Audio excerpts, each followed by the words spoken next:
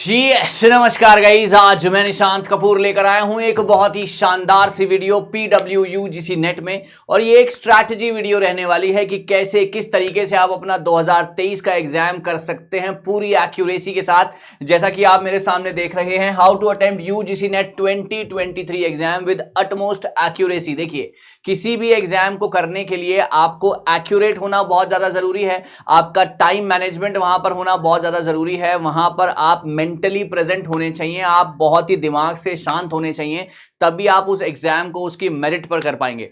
तो यहां पर मैं एक एक करके कुछ ऐसी चीजें आपके सामने रखूंगा जो कि आपको बहुत ज्यादा कॉन्फिडेंट फील कराएंगी और आपको एक्यूरेट रहने में मदद कराएंगी। तो आप इस वीडियो को एंड तक देखिएगा और आपको ये वीडियो कैसी लगी है कमेंट सेक्शन में बाद में जरूर बताइएगा। तो आइए बिना किसी देरी के आपके सामने शुरू करते हैं that how to attempt UGC net 2023 exam with full accuracy. It's a very very important lecture जो कि आपको ध्यान देना है। अगर मैं यहां पर चलता हूं तो preparing for the UGC net exam, देखिए जैसा कि आप लोग जानते हैं कि UGC नेट का एग्जाम जो है हिंदुस्तान का, हमारे देश का एक बहुत ही ज्यादा प्रेस्टिजियस एग्जाम है। यहां पर पेपर 1 पेपर 2 होता है।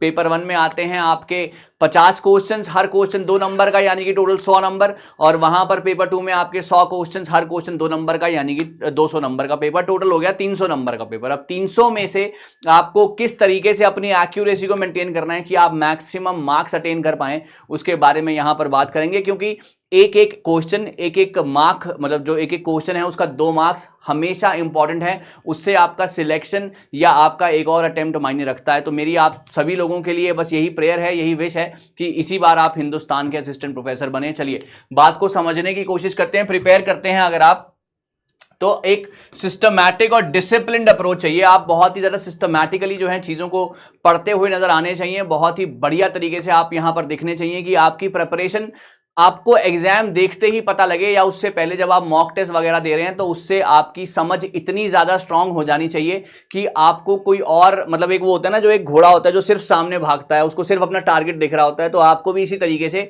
इन आखिरी के कुछ पलों में रहना चाहिए कि आप अपनी एक्यूरेसी के साथ अच्छे से कर पाए। हियर आर सम टिप्स, यहां पर मैं कुछ टिप्स रखूंगा जो कि आपको बहुत ज्यादा मदद करेंगी। सबसे पहले, अगर ऑब्वियसली आप देखो, वो तो जो बातें हैं आखिरी के जो मिनट टिप्स हैं वो तो मैं आपको देता ही रहूंगा, लेकिन आपको सिलेबस को अंडरस्टैंड करना बहुत ज्यादा जरूरी हो जाता है एग्जाम टाइम के ऊपर। आप कुछ भी मत पढ़िए, है ना, आपको पता होना चाहिए कि सिलेबस में कितना कुछ आना है, कितना उसकी बाउंड्री है, उस बाउंड्री के इर्द गिर्द जो है आपने पढ़ना है। और PW UGC नेट की टीम आपके साथ है, किस तरीके से आपको आगे बढ़ने में, आपको आगे बढ़ाने में और आपका एग्जाम क्लियर कराने में हम आपकी मदद करने वाले हैं। तो ये काम आपने जरूर करना है, आपको बहुत ज्यादा यहां पर मदद होने वाली है। करेक्ट। आइए तो सिलेबस को समझिएगा, सिलेबस को पढ़िएगा और सिलेबस के साथ साथ सिलेबस एक ना आपकी बाउंड्री सेट करता है ना। सिलेबस अगर आपको पता होएगा तो आपको बिल्कुल भागना नहीं है, आपको सिस्टमैटिक तरीके से भागना है, सिस्टमैटिक तरीके से प्रिपरेशन करनी है। क्योंकि कुछ बच्चे ऐसे होते हैं जिनको सिलेबस जो है ना बहुत अच्छे से, मतलब उनको नहीं पता होता कि सिलेबस नाम की भी एक चिड़िया होती है जिसके इर्द गिर्द हमें प्रिपरेशन करनी होती है। करेक्ट। तो अगर आप सिर्फ और सिर्फ भागेंगे, है ना, आपको पता ही नहीं है कि कितना भागना है, कहां रुकना है, तो आप अपने रिसोर्सेज को वेस्ट कर देंगे। तो सिलेबस को समझने का सबसे बड़ा जो एक पॉजिटिव है वो ये है कि आपको सिलेबस अंडरस्टैंड करने के लिए जब आप कर लेते हैं तो आपको पता होता है कि कहां पर रुकना है प्रिपरेशन करते हुए, उसके आगे नहीं जाना, है ना, वो वेस्टेज है। करेक्ट। तो चलिए आगे बढ़ते हैं। सवाल नंबर नेक्स्ट, एक स्टडी प्लान, है ना, हमेशा मैं कहता आया हूं कि एक स्टडी प्लान आपके लिए बहुत ज्यादा इंपॉर्टेंट है। स्टडी प्लान का क्या मतलब हुआ सर यहां पर? स्टडी प्लान का मेरे बच्चों मतलब यह हुआ कि आपको एक, देखो जैसे दिन के ना 24 घंटे होते हैं, मैं आपको नॉर्मल सा बताता हूं, दिन के 24 घंटे होते हैं, तो उसको आप ना 8 घंटे हैं उसको 3 में डिवाइड कर लो, है ना, 3 पार्ट्स में अपने 8-8 घंटे डिवाइड कर लो। 8 घंटे पढ़ाई करनी है। जब वो 8 घंटे पढ़ाई करनी है ना तो आपका फोन आपके ड्रॉअर में बंद होना चाहिए, है ना। वो 8 घंटे सिर्फ और सिर्फ आपकी पढ़ाई के। कई बच्चे कहते हैं कि 12 घंटे पढ़ना है, 15 घंटे पढ़ना है, मैं इसको बिल्कुल खारिज करता हूं। आपने 8 घंटे की पढ़ाई करनी है, करेक्ट, यहां पर स्टडी करनी है आपने पहले 8 घंटे, बाद के दूसरा जो 8 घंटे है वो आपने सोना है ना, स्लीप करनी है, रेस्ट लेना है, और बाद के जो 8 घंटे हैं वो आपने अपनी फैमिली को देने हैं। करेक्ट, फैमिली, फ्रेंड्स या जो भी आप समझ जाओ, आप समझदार हो। तो इस तरीके से आपने अपने दिन के 24 घंटे बांटने हैं। 24 घंटे ही होते हैं सभी के पास, कुछ लोग सिलेक्ट कर जाते हैं एग्जाम और कुछ लोग जो है रह जाते हैं। तो मेरा आपसे ये अनुरोध है कि आप एग्जाम को एग्जाम की तरह समझें, ना कि इसको एक बहुत बड़ा कोई रॉकेट साइंस है। नहीं, आपके पास 24 घंटे हैं, 8 घंटे पढ़ाई को देने हैं डेडिकेशन के साथ। उसके बाद स्टडी प्लान को उस 8 घंटे के आसपास बनाना है, रादर देन कि आप कुछ भी पढ़े जा रहे हैं, आ रहा है पेपर में नहीं आ रहा है, तो स्टडी प्लान के अकॉर्डिंगली पढ़ेंगे, 8 घंटे देंगे तो एग्जाम बहुत अच्छे से क्लियर होगा। Schedule well in advance, allocate dedicated time for each subject. हर एक सब्जेक्ट जो आपको लगता है कि मुश्किल है, जो आपको लगता है कि आपके लिए थोड़ा सा कठिन है, जिसमें ज्यादा मेहनत चाहिए तो उसको ज्यादा टाइम दो, है ना। जिसमें कम मेहनत चाहिए तो उसमें कम टाइम दो। ऐसा नहीं है कि जो चीज आती है, मान लो आपका हायर एजुकेशन बहुत ज्यादा स्ट्रांग है, अगर मैं पेपर 1 की बात करता हूं तो आपका हायर एजुकेशन बहुत ज्यादा स्ट्रांग है, तो इसका मतलब ये थोड़ी है हम हायर एजुकेशन के क्वेश्चन करते रहेंगे। ऐसा नहीं है, जो चीज आती है वहां पर विराम लगाइए, उसको थोड़ा सा कम टाइम दीजिए। जो चीज नहीं आती, जैसे मैथ्स, रीजनिंग, डीआई नहीं आता है और इसके बिना एग्जाम क्रैक होना भी इम्पॉसिबल है, तो यहां पर फोकस इसके ऊपर होना चाहिए, जो चीज आपके लिए आपको परेशान कर रही है। करेक्ट। आगे बढ़ते हैं। Refer to the official resources, है ना। आपको हमेशा नेट के जो ऑफिशियल रिसोर्सेज हैं, जैसे नेट की वेबसाइट है, आपको वहां पर जाकर जो है रियल इंफॉर्मेशन प्राप्त होगी। वहां से ही एक्सट्रैक्ट करके जो आपके पढ़ने वाली इंफॉर्मेशन है वो हम आपके लिए लाते हैं। तो हमेशा ऑफिशियल रिसोर्सेज के ऊपर भरोसा करना है। ऑफिशियल यूजीसी नेट के रिसोर्सेज इंक्लूडिंग दी सिलेबस, है ना, वहां से ही जो भी पीडब्ल्यू यूजीसी नेट की टीम है वो वहां से ही आपके लिए पूरी की पूरी इंफॉर्मेशन लेकर आती है। तो ये भी एक तरीके का ऑफिशियल रिसोर्स ही है आपके लिए, जो हम आपको प्रोवाइड कराते हैं। This will give you an idea of the exam pattern and the question asked. यहां पे क्या होता है, जब आप हमारे जो पीडब्ल्यू यूजीसी नेट है या फिर आप यूजीसी नेट की वेबसाइट पर जाते हैं, तो वहां पर आपको एक ऑफिशियल चीज मिलती है, वहां पर आपको मुहर लग जाती है कि ये सच्ची है ना। जैसे कि ऑफिशियल वेबसाइट, तो ये चीज सच्ची है। जब जो चीज सच्ची होती है ना, वहां पर जो सारी की सारी इंफॉर्मेशन है वो भी सच्ची होती है। तो वहां पर आपको ये बेनिफिट मिलता है कि आपको एग्जाम का पैटर्न, एग्जाम में किस तरीके के क्वेश्चंस आ रहे हैं, ये आपको वहां पर बहुत ज्यादा मदद मिलती है। तो मेरी आपसे यही दरख्वास्त है कि हमेशा ऑफिशियल, जो जेन्युइन है, जो असली है ना, उसके ऊपर भरोसा करना है। समझ गए ना आप। चलिए आगे बढ़ते हैं। ठीक है, चलिए। स्टडी मटेरियल, है ना। यहां पर बच्चे क्या कर रहे होते हैं, यहां पर अगर आप अपनी एक्यूरेसी के लिए जाना चाहते हैं, आप एक्यूरेसी मेंटेन करना चाहते हैं, तो आपको बहुत ज्यादा स्टडी मटेरियल इकट्ठा करने की जरूरत नहीं है। Don't try to pile up the books, है ना। बुक्स इकट्ठा करके उसका एक घर बनाना है, ऐसा नहीं करना है हमारे को। हमारे पास जो स्टडी मटेरियल है, हमको उसी को बेस्ट टू बेस्ट करना है ना। हमारे पास जो स्टडी मटेरियल अवेलेबल है उसको हमने बेस्ट टू बेस्ट करना है। उससे क्या होगा, उससे ये होगा कि जो देखो, जैसे हम हैं, जैसे पीडब्ल्यू यूजीसी नेट की टीम है ना, पीडब्ल्यू यूजीसी नेट की टीम है, यहां पर आपको वही मटेरियल दिया जाएगा जो आपके एग्जाम के लिए जरूरी है, रेलेवेंट है ना। बुक्स में बहुत कुछ लिखा है, ओके, बुक्स में बहुत कुछ लिखा है जो कि सारा कुछ एग्जाम में नहीं आता, है ना। अगर मैं मॉन्ट्रियल प्रोटोकॉल की बात करता हूं, मैं क्योटो प्रोटोकॉल की बात करता हूं, मैं आईसीटी के नंबर सिस्टम की बात करता हूं, मैं पीपल डेवलपमेंट एनवायरनमेंट के टॉपिक्स मैंने आपको बताया, हायर एजुकेशन में मैं इंस्टीट्यूट की बात करता हूं, यूनिवर्सिटीज की बात करता हूं, उसका रोल बात करता हूं बिफोर एंड आफ्टर इंडिपेंडेंस। तो सब कुछ एग्जाम में जितना उसके अंदर है, जितना हम आपको पढ़ा रहे हैं, that is more than sufficient. तो स्टडी मटेरियल पे भरोसा रखो, रादर देन आप स्टडी मटेरियल को इकट्ठा करते जाओ और फिर पढ़ो ना, सो उसका कोई लॉजिक नहीं है ना। तो जितना है उसको बार बार पढ़ना है और वही आपको सिलेक्शन दिलाएगा, रादर देन आप कुछ भी पढ़े जा रहे हो और पढ़े ही जा रहे हो और हो कुछ नहीं रहा। तो इसका ध्यान रखिएगा, ठीक है। चलिए आगे बढ़ते हैं। प्रैक्टिस रेगुलरली, देखो रेगुलरली, है ना, practice what will make you perfect, right. So practice ही एक ऐसी चीज है जो आपको परफेक्शन की तरफ ले जाएगी। तो प्रैक्टिस कीजिए रेगुलरली, है ना। इसका मतलब ये हुआ कि जैसे कि एक दिन में आपने मेरी बात मान के 8 घंटे पढ़ाई कर ली, है ना। मैंने आपको कहा है ना कि 8 × 3 करना है, मैंने आपसे कहा है 8 × 3 करना है। तो आपने क्या करा, एक दिन तो आपने 8 घंटे पढ़ाई करी, लेकिन दिक्कत ये हुई कि अगले 8 दिन ना आपने एक भी घंटा पढ़ाई नहीं करी। तो ये कोई लॉजिक नहीं है ना, ये कोई सेंस नहीं बनता, ये कोई सेंसिबिलिटी वाली बात नहीं है। तो आपने करना क्या है, आपने एक पैटर्न बनाना है और उसको रेगुलरली फॉलो करना है ना, रेगुलरली फॉलो करना है। एक पत्थर पे भी अगर रोज चोट मारी जाए ना तो पत्थर भी टूट जाता है। आप मेरी बात समझ रहे हो ना। तो इसी तरीके से अगर आप अपने गोल की तरफ रोज एक एक स्टेप बढ़ाओगे ना, तो वो गोल आपको जरूर मिल जाएगा। तो इस बात का ध्यान हमेशा रखना है और प्रैक्टिस करना है रेगुलरली। कहां से करना है, क्वेश्चन पेपर्स लेकर आइए, हम आपको प्रोवाइड कराते हैं, मतलब लेकर कुछ नहीं आना है, हमारे साथ बने रहना है और हर एक चीज आपको यहां पर प्रोवाइड कराई जाएगी। तो क्वेश्चन पेपर्स लेकर हम आपके लिए आएंगे, सैंपल पेपर्स हम आपके लिए लेकर आएंगे, है ना, to understand the exam pattern.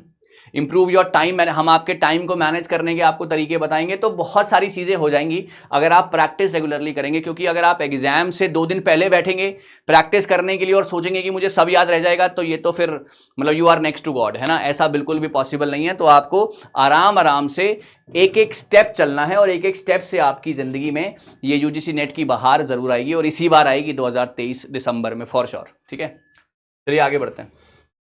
Mock test. Sir अब ये मॉक टेस्ट, अब इस मॉक टेस्ट की कहानी को समझने की कोशिश करते हैं। देखो, मॉक टेस्ट एक ऐसी चीज है जो कि या तो आपको सिलेक्शन दिलवाएगी या फिर आपको सिलेक्शन नहीं दिलवाएगी, बिल्कुल स्ट्रेट फॉरवर्ड बात है ना। क्योंकि मॉक टेस्ट को जितना ज्यादा करेंगे उससे आप अपनी असेसमेंट कर पा रहे हैं। क्या कर पा रहे हैं? असेसमेंट। असेसमेंट का मतलब क्या है कि आपको पता लगेगा कि अगर फॉर एग्जाम्पल आपने पेपर 1 का मॉक टेस्ट दिया है ना, समझते हैं इस बात को, आपने पेपर 1 का मॉक टेस्ट दिया, 50 क्वेश्चन है, हर क्वेश्चन 2 नंबर का, तो 100 में से अगर आपके आ रहे हैं 60 नंबर, मिसाल के तौर पर, है ना, 100 में से अगर आपके 60 नंबर आ रहे हैं और आपने एक और मॉक टेस्ट दिया फिर भी आपके 60 आ रहे हैं, 60 आ रहे हैं, 60 आ रहे हैं, तो इसका मतलब आपकी मेहनत नहीं चल रही है। मॉक टेस्ट आपको आईना दिखाएगा, मॉक टेस्ट आपको आपकी प्रिपरेशन का आईना दिखाएगा कि आपकी कितनी बढ़िया प्रिपरेशन हुई हुई है। अगर आपके बार बार 60 नंबर आ रहे हैं तो यानी कि आप अपने आप को धोखा दे रहे हो, आप पढ़ाई नहीं कर रहे हो, है ना। ये 60 के कभी 62 भी होने चाहिए, कभी 65 भी होने चाहिए, कभी 70 भी होने चाहिए, तो इससे पता लगेगा that you are inching towards your goal. I hope you are getting my point, है ना। तो हमेशा कोशिश करना कि ज्यादा ही कुछ हो, है ना, हमेशा बेस्ट ही कुछ हो, रादर देन कि बार बार ये चीजें ना हो कि आपके 50 में से जो है मतलब अगर 100 में से जो है आपके 60 पे सुई अटकी पड़ी है या 55 जा रहे हैं, 50 जा रहे हैं। सो इसका सीधा सीधा सा मतलब है दैट यू आर मतलब you are not practising at all, है ना, you are not giving yourself time to study at all, है ना, आप अपने आप को वो टाइम ही नहीं दे रहे हो, या आप अपने साथ ऑनेस्ट ही नहीं हो, है ना, you are not honest towards yourself at all. तो इस बात का ध्यान रखना। सो रेगुलर मॉक टेस्ट दीजिए जिससे आपकी एग्जाम एनवायरनमेंट, और एक आपको मॉक टेस्ट देने का एक और बड़ा फायदा ये होता है कि ना आपको एग्जाम एनवायरनमेंट जैसा फील होता है। वो कैसे होता है सर? वो ऐसे होता है कि आपको पता है कि ना मॉक टेस्ट चल पड़ा, उसकी घड़ी चल पड़ी, जब वो घड़ी चल पड़ी तो वो अपने आप रुक जाएगी 3 घंटे बाद या 2 घंटे बाद, तो अकॉर्डिंगली आपको उस हिसाब से प्रिपेयर करना है। तो इस बात का ध्यान हमेशा रखिएगा, ठीक है। चलिए, note taking, make concise notes while studying, है ना। हमेशा मैं ये बात कहता आया हूं कि आप जब भी पढ़ रहे हैं, थ्योरी सब्जेक्ट ज्यादा होते हैं ना, जैसे आपका पेपर 2 है, मान लीजिए मैनेजमेंट है, कॉमर्स है, हिंदी है, इंग्लिश है, लिटरेचर है, तो आपको उसके छोटे छोटे नोट्स बनाने बहुत ज्यादा जरूरी हैं। आपको उसके छोटे छोटे नोट्स बनाने जरूरी हैं, रादर देन आप पूरी किताब दोबारा उठाएंगे, आप दोबारा से वो पन्ना ढूंढेंगे, वो हाईलाइटेड पार्ट्स पढ़ेंगे, so that will waste your time ultimately. तो छोटे छोटे नोट्स बना लीजिए, है ना, उसको लिख लीजिए या उसको याद रख लीजिए या फोन में रिकॉर्ड कर लीजिए, अपनी वॉइस में रिकॉर्ड कर लीजिए, ताकि आपको चीजें सीखने को मिले, आपका टाइम जो है कम से कम लगे। सो ये बहुत बड़ी चीज है जो कि मैंने आपको बताई है। नोट मेकिंग एक बहुत ही ज्यादा बढ़िया है। एक तो ये कंसाइज है ना, एक तो ये कंसाइज है, करेक्ट, और ये टाइम सेवर बहुत है ना, ये टाइम सेवर बहुत है, ये आपका टाइम बहुत बचाती है। तो आपको इसमें टाइम सेविंग जो है, ultimately time saved is time earned, है ना। वो कहते हैं money saved is money earned, मैं कहता हूं कि time saved is time earned, कि अगर आप टाइम बचाते हो तो यानी कि आपने टाइम कमाया है, वो टाइम जो कमाया है उसमें आप किस तरीके से काम कर सकते हो, तो ये बहुत बड़ी बात है ना। तो ये नोट मेकिंग आपको उसी में टाइम अर्न करने में हेल्प करेगी। रिवीजन, प्रैक्टिस और रिवीजन में फर्क है ना। प्रैक्टिस और रिवीजन में फर्क क्या है कि प्रैक्टिस जो है आप कर रहे हो कि आपने जो किया है उसकी आपने प्रैक्टिस करी है, for that part only. Revision एक बड़ा टर्म हो गया। रिवीजन जो है एक पूरे सिलेबस का रिवीजन जो है आपने करना है, और जितने अटेम्प्ट्स आपने रिवीजन को दिए हैं, है ना, regularly revise the topics you have covered, जितने भी टॉपिक्स आपने रिवाइज करे हैं, होलसम। प्रैक्टिस एक पर्टिकुलर टॉपिक की होती है और रिवीजन एक प्रॉपर पूरे सिनेरियो की होती है, पूरे एक जो टारगेट जो आपने सेट किया है उसकी होती है। तो टॉपिक्स को ज्यादा से ज्यादा रिवाइज करना है ना, टॉपिक्स को ज्यादा से ज्यादा रिवाइज करना है। जितनी ज्यादा अच्छी प्रिपरेशन होगी उतना बढ़िया तरीके से चीजों को आप यहां से निकाल पाएंगे। सो रिवीजन का साथ बिल्कुल भी नहीं छोड़ना है, इससे आपको बहुत ज्यादा हेल्प होने वाली है। तो कितने बच्चे रिवीजन करेंगे आज के बाद, कमेंट सेक्शन में जरूर लिखिएगा, and this will help you to crack your exam in this attempt only. ये जो दिसंबर में आने वाला है ना, इसी में आप हिंदुस्तान के असिस्टेंट प्रोफेसर बनेंगे। स्टे अपडेटेड, है ना।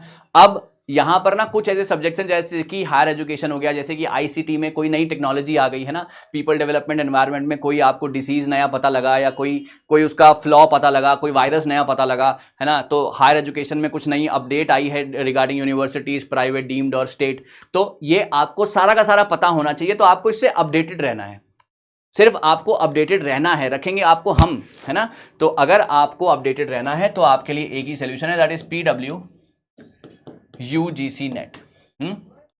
PW UGC नेट, तो इसका आपने खास तौर पर ध्यान रखना है, करेक्ट। तो ये स्टे अपडेटेड, यहां से अपडेटेड रहेंगे तो सिलेक्शन ज्यादा आसानी से हो जाएगा। हेल्दी एंड वेलबींग, मैंने आपको कहा ना, आपके पास 8 घंटे, आपके पास 24 घंटे हैं, ये बात हमारी हुई है, 24 घंटे, करेक्ट। तो 24 घंटे हैं, उसमें से 8 घंटे तो आपने पढ़ाई को दे दिए, दैट्स ओके, लेकिन बाकी के जो 16 घंटे बचे हैं वो आपने फैमिली को देने हैं, है ना, और आखिरी के जो 8 घंटे हैं वो आपने साउंड स्लीप लेनी है। ये उतनी ही जरूरी है जितनी की आपकी पढ़ाई।